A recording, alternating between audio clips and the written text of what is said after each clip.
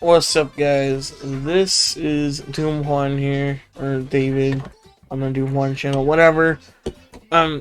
Today we're gonna take a look at this fantastic video from, you know, Connor Shaw. Oh boy. I've heard of Connor Shaw before for his hot takes related to Doom, and the Doom community really loves giving him shit, and I'm gonna see why. But before we get on right into it, I'm just going to let you know, and no, this is not self-promotion, I promise.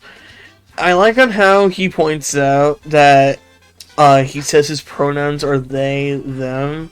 Fuck off.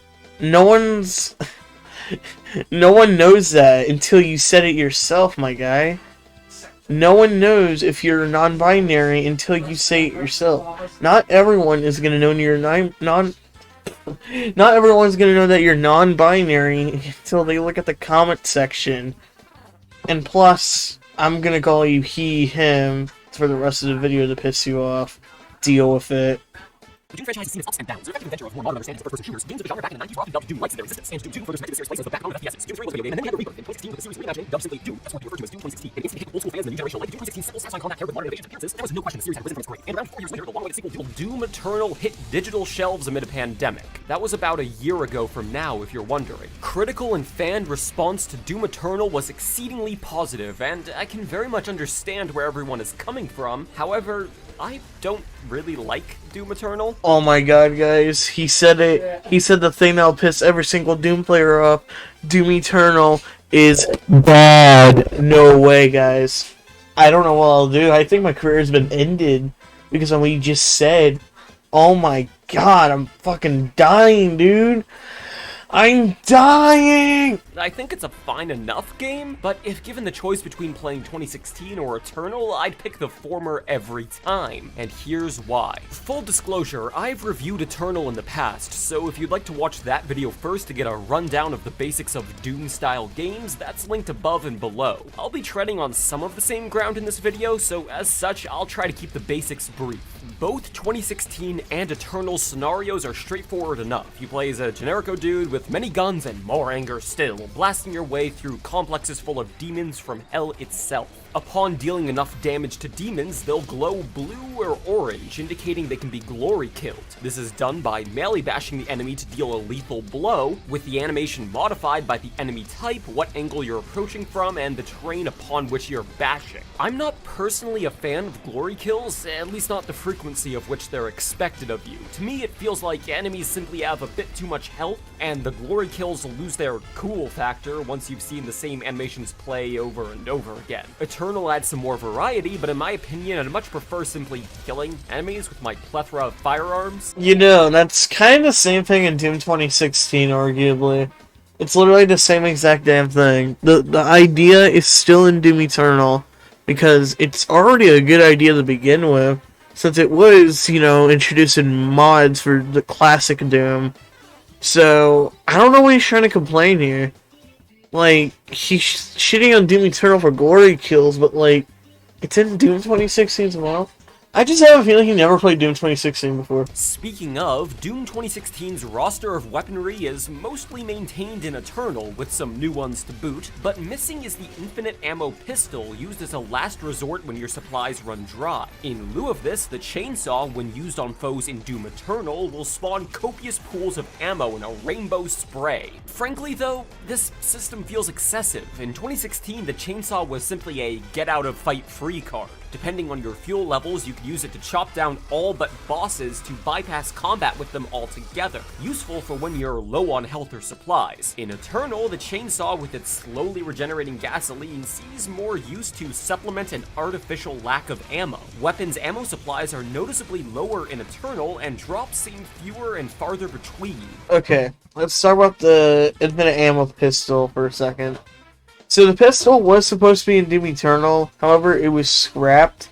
According to the developers, it ruined the overall pace of the game, which I agree with. Because in Doom 2016, like, if you ran out of ammo for all of your guns and the pistol's literally your last resort, you just went from being a badass motherfucker who has a, BFG, super shotgun, killing demons, like a lot of demons in like under 5 seconds, to now a puny pistol that barely does any damage.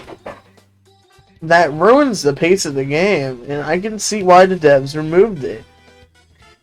And I don't think it was supposed to be an infinite ammo pistol in Doom Eternal, but anyways. Now, about the chainsaw. The chainsaw also gave you ammo in Doom 2016. Was it as much as Doom Eternal? Probably not, but I don't care. I don't feel like doing comparisons, so... But both chainsaws gave you ammo. And plus, I feel like the animations are slightly downgraded from Doom 2016 to Eternal. Like, the animations for Doom 2016, I mean, are slightly lower quality than Doom Eternal, in my opinion. Anyways, let's move on.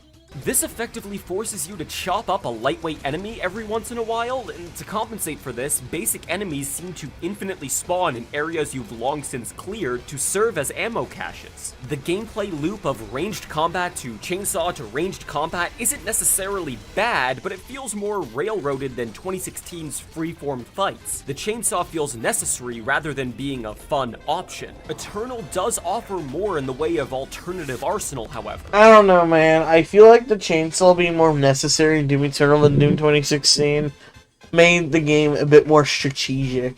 And plus, that's the point of the fucking lightweight enemies that only require one chainsaw charge to kill.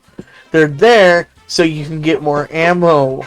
That's why they're just standing there. They're waiting to be chainsawed, my guy. Because they're programmed to just wait there, being like, oh, when am I going to get chainsawed today? Oh, there's Doomslayer. Boom, get chainsawed. Like, come on. God damn, dude. Like, I don't think you even see the point of the chainsaw. Like, you're just saying, oh, why is it, like, ammo cache and something like that? It's because it is. It's the point.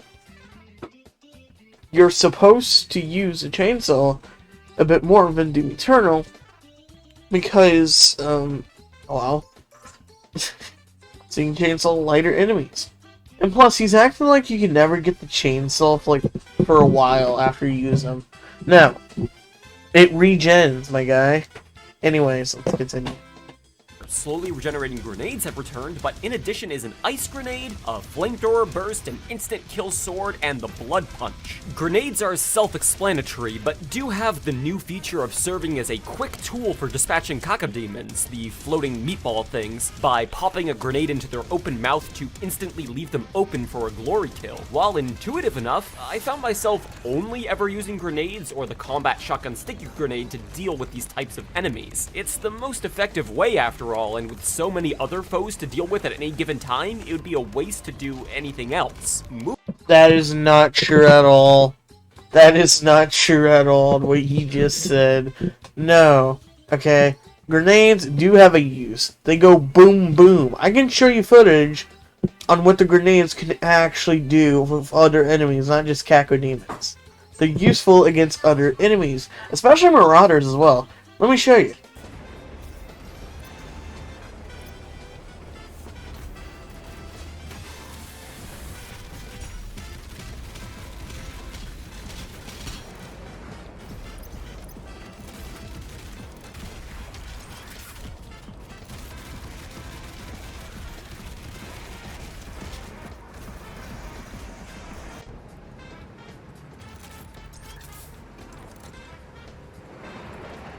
The UAC won't hand over the Seraphim without a fight.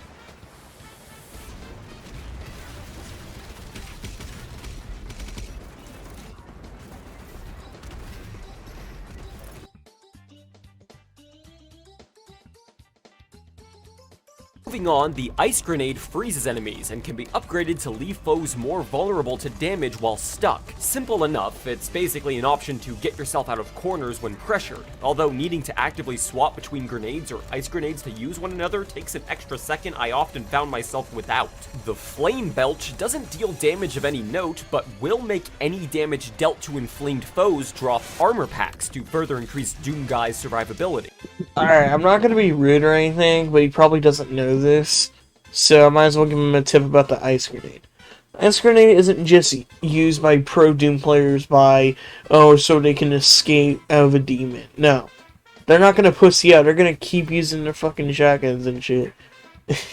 So what it actually does is it gives you more health droplets than you killing a normal unfrozen enemy. It's literally the opposite of Flame Belch, because, Flame Belch spits fire, and the opposite of fire is ice. The opposite of Armor Shards, since Flame Belch gives you Armor Shards, is health drops. So, it just kind of makes sense. However, upon hearing of these two mechanics, you may assume igniting a frozen enemy would shatter or melt them, but no, you're left with an enemy that's frozen and burning, and taking no damage from either. Actually, what both Flame Belch and Ice Grenade at the same time do is it gives you both health droplets and armor shards at the same time. Well, it gives you more health droplets, of course, and it gives you armor shards at the same time. It gives you like a balance. In my opinion, I think it's the best way, one of the best ways at least, to literally get your health back against a big demon. Just use your full auto weapon mod for your combat shotgun, and just use Flame Belch and spit an Ice Grenade, and you get literally all your health back, and of course your shield back, your armor back, whatever. Anyways. But the Blood Punch can bash foes to bits. Every time you get a glory kill, your Blood Punch will charge, and when it's fully charged, striking enemies with melee will enact a powerful swing in a radius, dealing massive damage and knocking armor off of certain kinds of demons. I enjoy Blood Punch overall, however, in contrast, the normal melee attack does literally no damage. It slightly staggers enemies backwards, but unlike 2016, you can't resort to swinging away when pressured. Actually, the normal melee does do damage, however, it's barely any damage. And slightly staggering can actually be useful against Marauders if you get lucky, but, you might as well use Blood Punch at that point. Anyways, so, about, damaging, it's estimated, I actually think it's been tested, that to kill a zombie, the zombie, or it's, one-shot combat shotgun in the head, it takes 101 hits of melee. So, yeah, and also sorry for the notification. What I'm trying to say is, the gameplay mechanics of Doom Eternal all feel as though they were developed independent of one another, with no consideration as to their interactions with one another. Freezing an enemy with an ice grenade and then lighting them on fire with your flamethrower leaves you with a burning icicle rather than melting them or dealing any damage. Being slowed down in certain levels, drowned in pools of purple goo, leaves you with no method of faster transit, despite the dash mechanic being introduced. Because id Software knew that people would use a dash to get over the purple goo. That's why the dash slows you down. Because, because the game will let you know, hey, you should not use dash. And plus, I don't know why people complain about the purple goo all the time. It can be annoying, but it's not even in the game that often. If you play Ancient Gods Part 1, it's barely in there, if not at all. Even in Blood Swamps, where it has a lot of, deeper water, liquid, whatever the fuck, forest water, swamp water, I mean, it doesn't really slow you down or anything, you just still get normal speed. So, whatever.